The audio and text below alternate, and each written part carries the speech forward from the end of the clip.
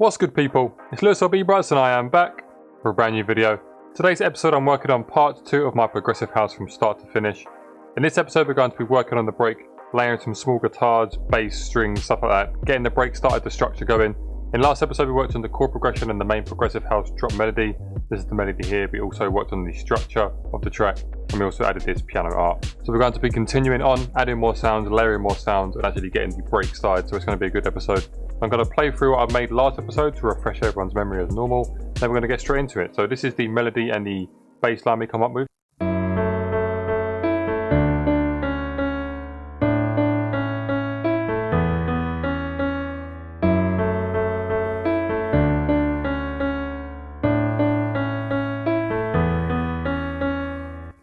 And again, I'd like to refresh everyone's memory by saying these gaps here, the end of the second bar, the end of the fourth bar, I'm going to be doing a small snare effect, so that's why there's no notes playing here, so in the drop you understand what I mean.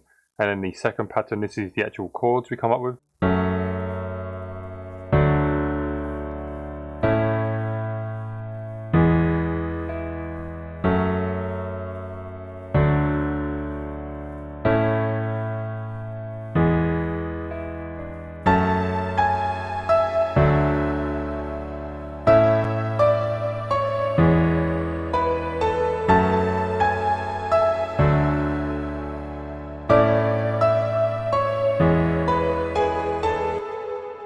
And of course this is the high piano melody we made. We're going to be doing some mixing on this, getting this in the background of the track, making some nice reverb atmosphere on that. So yeah, without further ado, let's get straight into it. The first thing I'm going to do is work on this small 4-bar break section. For this section I've got an idea of having a big crash and a big boom effect, a big impact, with a small guitar fading in. So we're going to go into a progressive house sample pack that I use. So we're going to go with Charlie Den's Stella. I bought his volume 2 pack, I already have his volume 1. These are great for progressive house tracks as he has piano, strings and guitars. And you can hear here, they're just very nice to fill up your breaks for progressive house tracks. So I'm going to go through these 10 guitar samples, try and find one. That's a good one right there.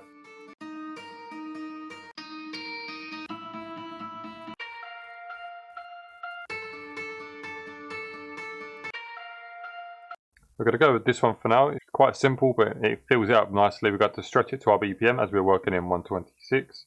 We're going to reset this, and all we have to do now is pitch it to our key. So we're going to mute the high piano here so we can just get the chords. We're going to try and find the right pitch for this guitar.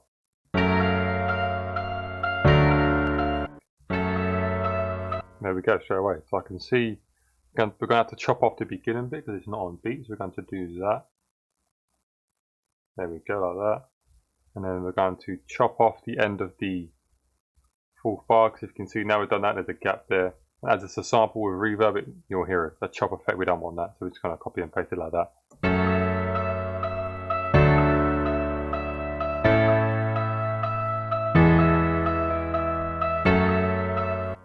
So now we're going to add these three into the mix. I'm just going to change these to the same blue color we just used for OCD purposes. So I'm going to add these three into the mixer. Just going to do some small processing on these three, then we can move forward with adding some extra layers. So we're going to start with the guitar. What I'm going to do is add a reverb 2. We're going to use a drum room preset. The reason for this is a very short decay time. And what we're going to do is turn up the low cut, turn up the high cut, and we're going to turn down the dry knob.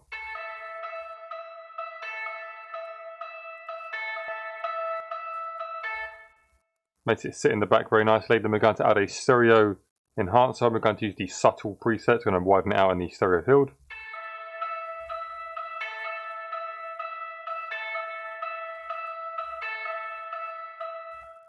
Then we're going to add one more EQ and doing a dip in the 2300 Hz range. You can hear it right there.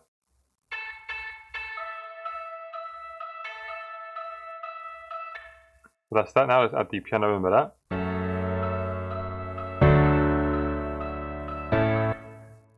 I'm not sure if I'm going to add a vocal on this track. For now, I'm going to process it like I would add a vocal, just in case I do add one. Don't want to make it more work for me, just in case I add one in a later episode. So I'm going to process it like I would add a vocal. For vocals, I like to add a filter on the piano, because you still have the warmth of the piano. It fills up the low end and the mids of the piano and the mix, and then it gives the high frequencies in the upper mids for the vocal.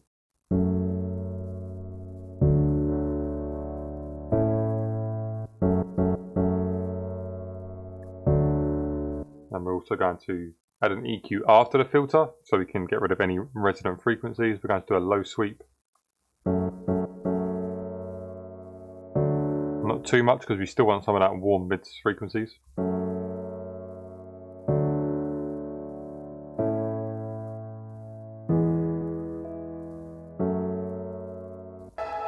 And we're going to turn this down. We're going to take a lot of the low frequencies out of this one.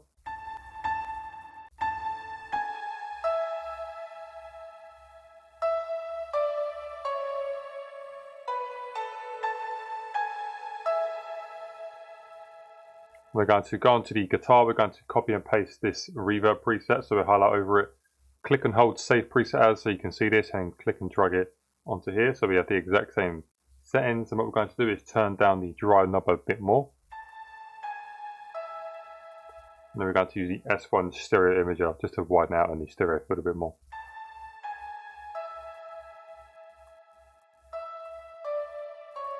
And always remember to click Ctrl S to quick save. We all know how annoying it is that our FL Studio crashes and we haven't saved it at a certain point. Very, very frustrating. So always click Ctrl S every 10 or so minutes to remember to save.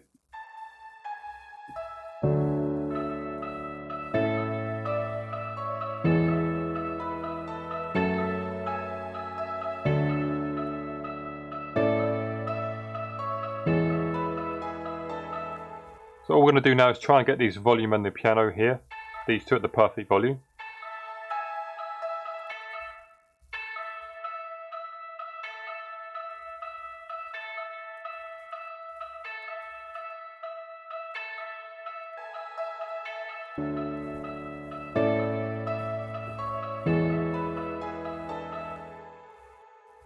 So now we've got that, I think we're going to move on to adding some strings or some extra layers. So I think for next I'm going to add like a vocal atmosphere just to fill it up a bit more. We could go into the atmospheres on here, see if Charlie Den's sample pack has one.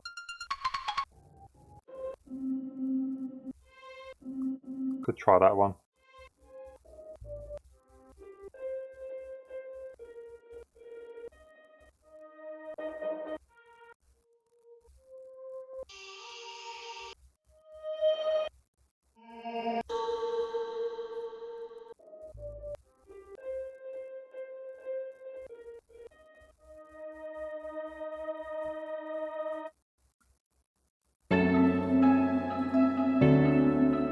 So we need to pitch this up to the right key.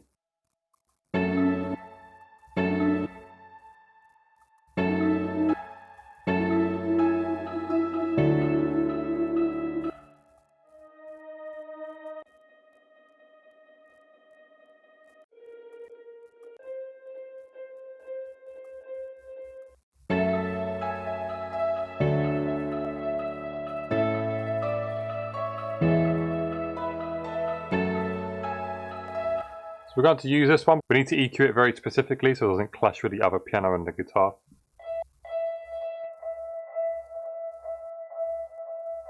Do that and then add another EQ just to dip that frequency just because we don't want it to be too resonant.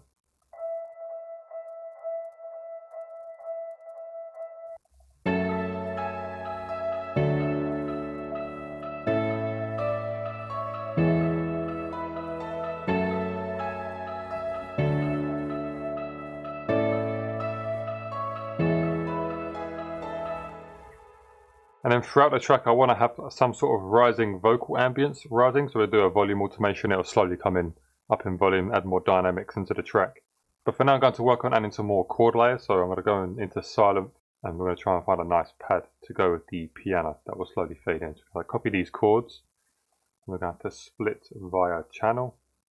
So now we have, going to lower this one. I always like to have my chords on top, so we're going to bring these down and have the ambience layers underneath all the chords. We can start with strings just because I always use the same strings on my tracks. If I had Contact, I'd load up Contact, but I don't have any Contact or string libraries because they're expensive, so don't have any of them. So what I'm going to use is the FL native ones, and which are pretty good, funnily enough. They're not awful. If you use the preset called String Section, there we go.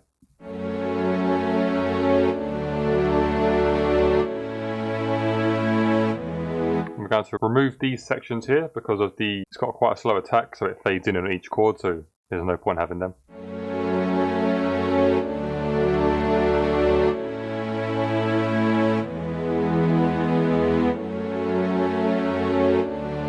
And like I did in the last episode, we're going to load up the velocity meter here, and as you can see, they're all randomized because we copied and pasted the piano one, so we done that in the last episode.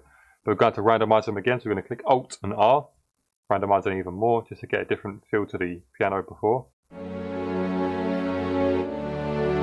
So now these are different to the piano, and it will add more of a human feel. So we're going to add this in slot 5, and then we're going to add a stereo enhancer again, but we're going to use the preset called the strings. Since we're using strings, we might as well use that preset. And we're going to take out some of the lows.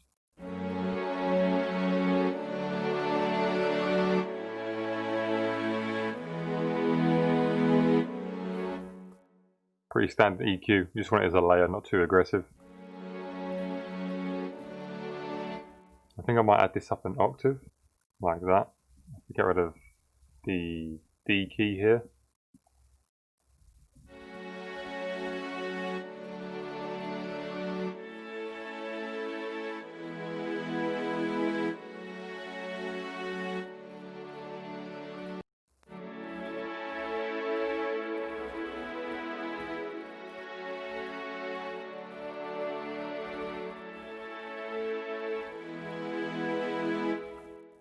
So I just added a vintage Valhalla verb.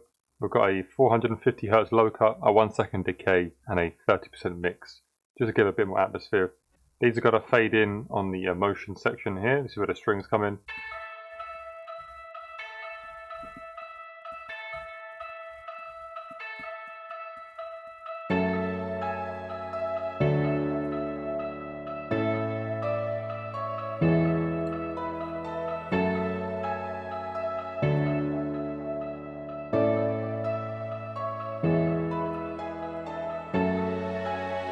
And here we got to fade these strings in with a volume automation. So as I said before, I like using the Fruity Balance plugin to automate volume. I rarely use automation for the knobs anymore. Yeah, I just prefer using an automation via a plugin, not a volume knob.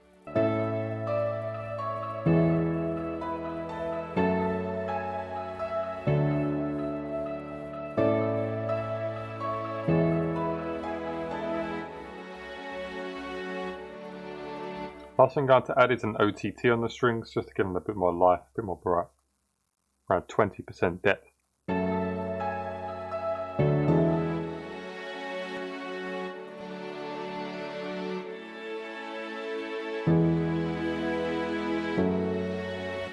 And then of course what I forgot to do is make an automation clip for the filter on the piano, so we're going to do that.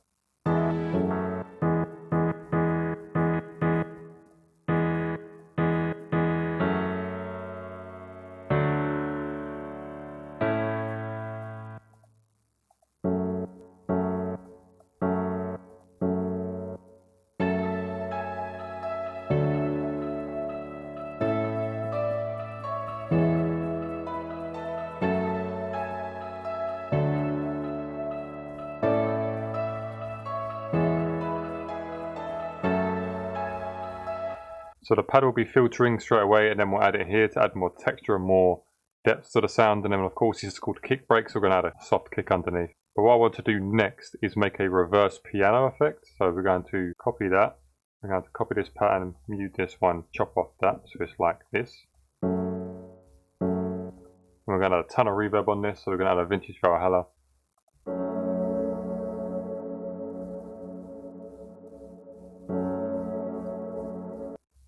Maybe not 10 seconds, it's a bit aggressive. Let's try 6.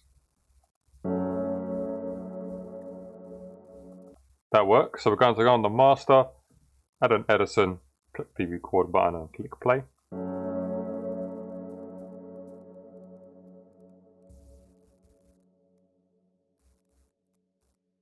And stop it. Go over to this little mouse symbol here, click and drag. There we go, we have the thing. We're going to normalize it and reverse it. And make sure you go onto the piano and turn off the reverb, because we don't want that on the track at all. We can delete the Edison as well. We could copy and paste the reverb we use on the strings on the piano. That could work very nicely.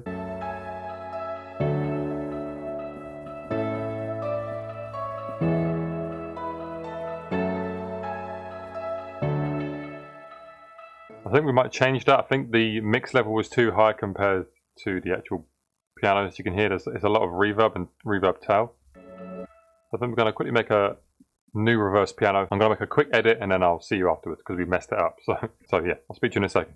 So what I've done is just sustained the chord out for 4 bars. It'll make it easier, and then I've added a reverb on again, but it wasn't so aggressive. So we can just do the same click and drag onto here, normalize it and reverse it. Hopefully this attempt is a lot better than the previous. A lot better. I think it goes on for too long, so maybe turn it in and up a bit more.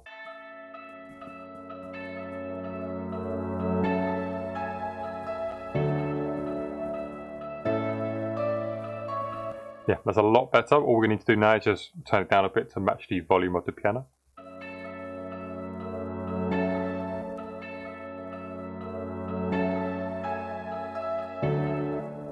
I think that is good. Of course, we just turn off the reverb because I forgot to do that. You can hear that right away. So let's turn this one off and turn that one back on. Remember to click Ctrl S to save. Very important. I think next I'm going to work on by adding the pad, just to add a bit more depth to the track, a bit more layering. I'm going to paste this pattern in here. Now we're going to make it the same blue and then open up Silent for 1. So this is the pad I'm going to be using. It's called Pad Mance Chords 1. I'm not sure what bank it's from. It's just a bank called Artist Signature Bank I have. It's just got a bunch of different artists like Rios, Mance, Julian Jordan, Thomas Gold, Thomas Newson, stuff like that, and all different leads, basses, chords.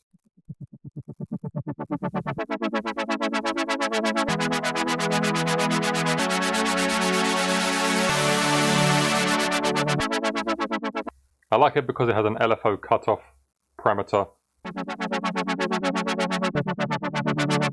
So it makes a nice wobble effect. We can filter that in with a cutoff from Silent itself, so it'll make a nice effect.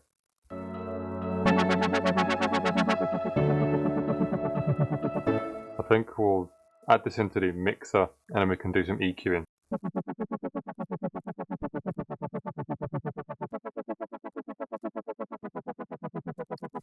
So we're going to move the parameter, go on add, automate for last tweak parameter. So we have this one here. And then we're going to add a love filter on here just so we can have another cutoff here as well, just so we can have more control over the sound. As you can see, you can hear it wobbling in, so we're going to bring this down more,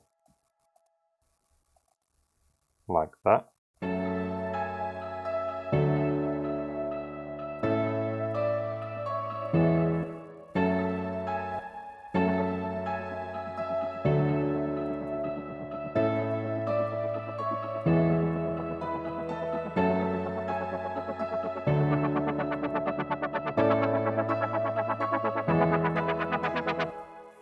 Also make sure we turn it down, it's quite loud in the mix.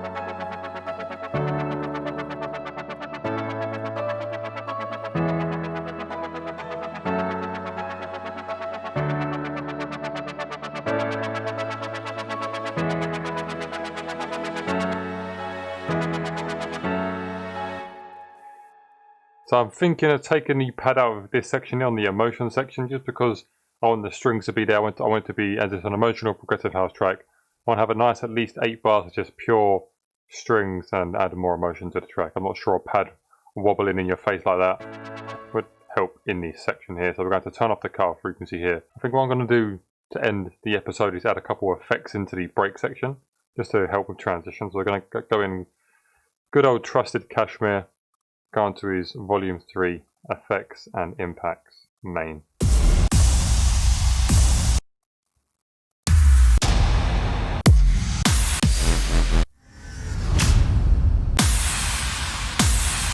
So a few effects like this just to help with transition. So I'm going to turn this one down.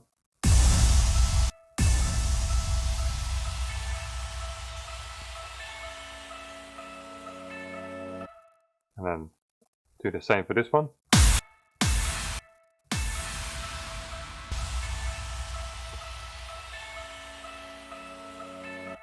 And then I'm going to go into my sample pack called Stems, Remix Stems, this one here. going to go into this one here. We're going to grab this reverse symbol effect.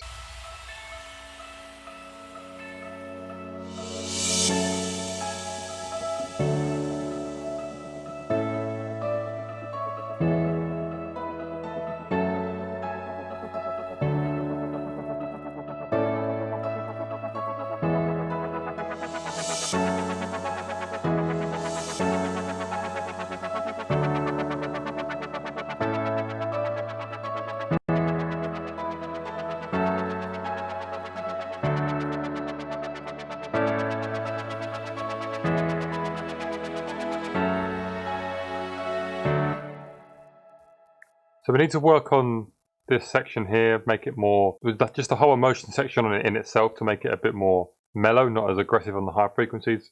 Because like I said, I'm thinking of adding a vocal here. I'm not sure what type of vocal, if it'll be an existing vocal or maybe a vocal from Splice, I'm not sure. But we've done quite a bit this episode, so I think I'm going to leave this episode here. Next episode we'll work on adding some more effects and more transitions and working on the emotion section. And then maybe, depending on how that episode goes, we might transition into working on the build-up. I'm not entirely sure yet. We'll wait until we get to that episode. But yeah, I hope you enjoyed this episode. So yeah, I'm going to leave this episode here. So I hope you enjoyed the video. If you did, smash the like button. Helps the channel grow and I really appreciate it. I have a W&W episode coming in my next upload, so don't worry for people just waiting for that. So for people waiting for that video, my next video will be a W&W episode. So I hope you enjoyed that and I hope you enjoyed this episode. As usual, stay safe, produce music, and I'll speak to you all very, very soon. Take care.